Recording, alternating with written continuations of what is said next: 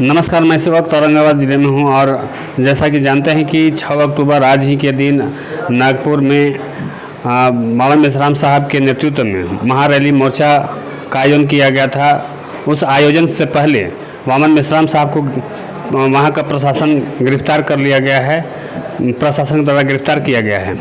उसी कड़ी में तमाम कई कार्यकर्ताओं को भी गिरफ्तारी हुई है और उसी क्रम में आज यहाँ औरंगाबाद ज़िले में तमाम जो यहाँ के अफसर संगठन के बचे हुए कार्यकर्ता हैं और यहाँ पर एकजुट होकर के और उस गिरफ्तारी की निंदा करते हुए एक बैठक का आयोजन किया गया है। तो हम चलते हैं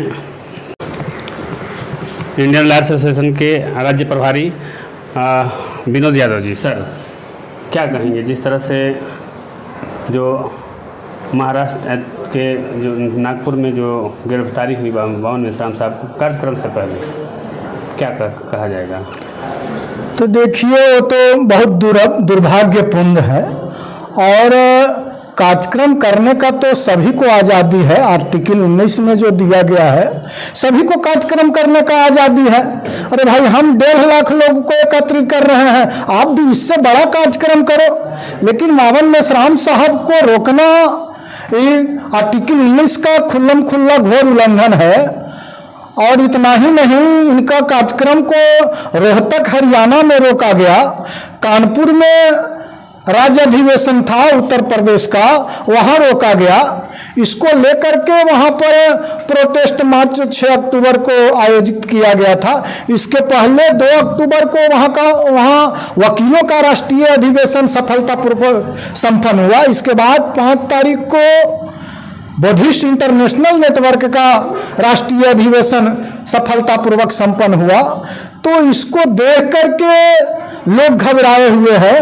हमारे आंदोलन को देख करके, हमारे आंदोलन को सफलतापूर्वक संपन्नता को देख करके लोग घबराए हुए हैं और इस तरह से बावन मेश्राम साहब को गिरफ्तार किया गया। तो गिरफ्तार करने से तो जेल जाते जाते जो है से लोग महान होते हैं। हमारे महापुरुष, हमारे मूल निवासी नायक मनवर बावन मेश्राम साहब को गिरफ्तार किया गया तो रखना चाहिए उनको। अब लोग रखते नहीं हैं, उनको पर एक्ट लगाना चाहिए। एक्ट उनके पास कुछ है नहीं, क्योंकि हमारे राष्ट्रीय अध्यक्ष बार बार बोलते हैं कि हम संविधान के दायरे में कर रहे हैं। भाई, उनको लगाना चाहिए कि कानून का उल्लंघन किया इन्होंने, लेकिन उनके पास तो कोई एक्ट नहीं है, इसलिए उन्होंने गिरफ्तार भी किया और फिर सस्वागत 6 गाड़ी के साथ उनको रिहा भी किया गया। और वो आकर के बाहर में घोषणा किए, जिसको लेकर के हम लोग को 14 अक्टूबर को जिला स्तरीय धरना प्रदर्शन कार्यक्रम है और फिर 29 अक्टूबर को, 22 अक्टूबर को प्रदर्शन और रैली है। 29 अक्टूबर को उपवास करने का आयोजन करना है और इसके बाद 6 नवंबर को हम लोग गिरफ्तारी देने का काम करेंगे। इस तरह का हम लोग को निर्देश प्राप्त हुआ है और हम लोग नियंत्रण और निर्देशन में काम करते हैं। जैसा और आगे राष्ट्रीय अध्यक्ष महोदय का आदेश प्राप्त होगा वैसा हम लोग और कार्यक्रम को मूर्त रूप देने का काम करेंगे। हमारे साथ में बहुजन मुक्ति पार्टी के जिला अध्यक्ष हैं सुरेंद्र राम जी।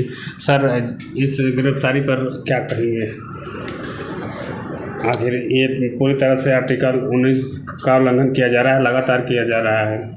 आखिर क्या कारण है, ऐसा क्यों हो रहा है? जैसे ये जो कार्यक्रम हमारा चल रहा था, ये संवैधानिक तरीके से चल रहा था और सामंती लोग इनको गिरफ्तार को रखने के लिए जेल में तो इनको जगह नहीं है।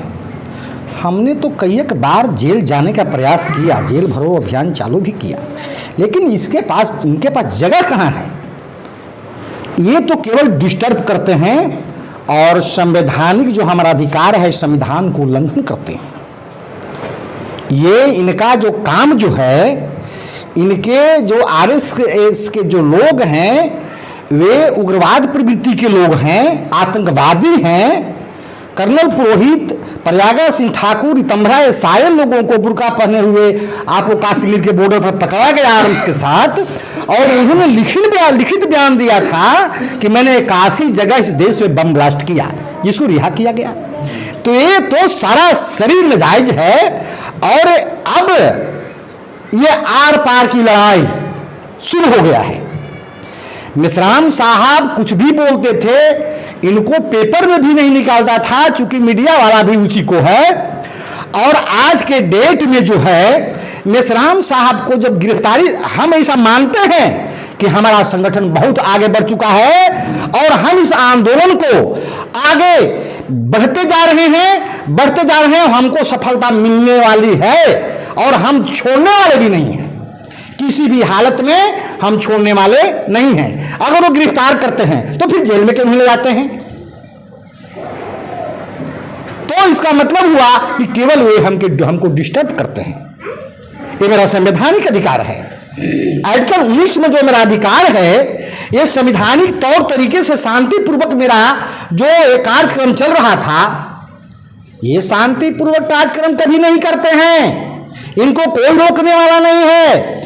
और हम मूल्यवासी SC ST OBC यहाँ के जो लोग हैं वो शांतिपूर्वक संवैधानिक तौर तरीके से जो हम आंदोलन करना चाहते हैं उसको ये डिस्टर्ब करते हैं, केवल डिस्टर्ब करते हैं। लेकिन इससे हम लोग को घबराने की आवश्यकता नहीं है साथियों। हम आगे बढ़ रहे हैं और चरणबद्ध तरीके से हमारा जो आंदोलन है, जैसे ये जो 14 अक्टूबर का जो दिया प्रधारणा प्रदर्शन है, मैं इसको बृहद पैमाने पर इसको जैसे कि सफल करूंगा। 22 अक्टूबर को श्रृंखलाबद्ध उपवास है, इसके लिए भी हम तैयारी बना रहे हैं। और 29 नवंबर को जिला आपको स्तरीय जो रैली प्रदर्शन है, इसको भी हम चरणबद्ध तरीके से आपको सफल बनाएंगे। और आपको जो 6 नवंबर को जो जेल भरो अभियान है, उसको भी मैं बहुत बृहद पैमाने पर हम जेल भरो अभियान को सफल बनाएंगे। Suman ji, Buddhist international network के राज्य प्रभारी, क्या कहेंगे जिस तरह से गिरफ्तारी हुई, क्या लगता है आपको इसके पीछे क्या कारण? देखिए, RSS आतंकवादी संगठन है और RSS के लोग मानव संसाधन व्यवस्था के सभी क्षेत्रों में हैं। तो पुलिस प्रशासन में भी हैं, न्यायपालिका में भी हैं। भारतीय संविधान को उल्लंघन करते हुए इन लोगों ने हमारा कार्यक्रम को रोकने के साथ साथ हमारे राष्ट्रीय अध्यक्ष जी को गिरफ्तार किया, गैर संवैधानिक तरीक़ा से उनके साथ दुर्व्यवहार किया, अमानवीय व्यवहार किया है। और गिरफ्तारी करने के बाद में जब हमारे लोग जेल भरो आंदोलन किए तो कुछ लोगों को जेल में भी ले गया, जेल में ले जाने के बाद छोड़ दिया। तो जो RSS आतंकवादी संगठन है, उसको हम लोग बैन करने के लिए राज्य सरकार, केंद्र सरकार से मांग करते हैं कि इनको बैन किया जाए, इनको रोका जाए, इनको प्रतिबंधित किया जाए। ये आतंकवादी संगठन है, देश के कई हिस्सों में इन लोगों ने बम फोड़ा है, इनके कार्यकर्ताओं की सजा हुआ है, आजीवन कारावास हुआ है। तो इनको प्रतिबंधित किया जाए, भारत में भी प्रतिबंधित किया जाए। और भारत के जो बाहर के जो देश है, जैसे अमेरिका है, अमेरिका ने RSS भी, विश्व हिंदू परिषद, बजरंग दल को आतंकवादी घोषित किया और प्रतिबंध भी लगाया। तो इनको भारत में भी प्रतिबंध लगना चाहिए। राज्य सरकार से हम लोग की भी मांग है, केंद्र सरकार से भी मांग है। और अगर राज्य सरकार, केंद्र सरकार इनको जब तक प्रतिबंध नहीं लगाती है तो हम लोग आंदोलन को पीछे लेने वाले नहीं हैं। हमारा रेगुलर आंदोलन चलेगा, ये बंद नहीं होगा। और जो इनको पावर जो मिल रहा है EVM से, उसकी भी हम लोग बड़े पैमाने पर लड़ाई लड़ते आ रहे हैं और इसको भी बड़े पैमाने पर लड़ाई लड़ेंगे। और भी हैं कार्यकर्ता, क्या ये जो आज नागपुर में वान मेश्राम साहब को गिरफ्तारी किया गया, तो इसके लिए राष्ट्रीय पिछड़ा वर्ग मोर्चा भी समर्थन में थे। चूँकि OBC को आज तक 70 साल 75 साल के आज़ादी में आज तक OBC को जातीय आधारित जनगणना नहीं किया गया।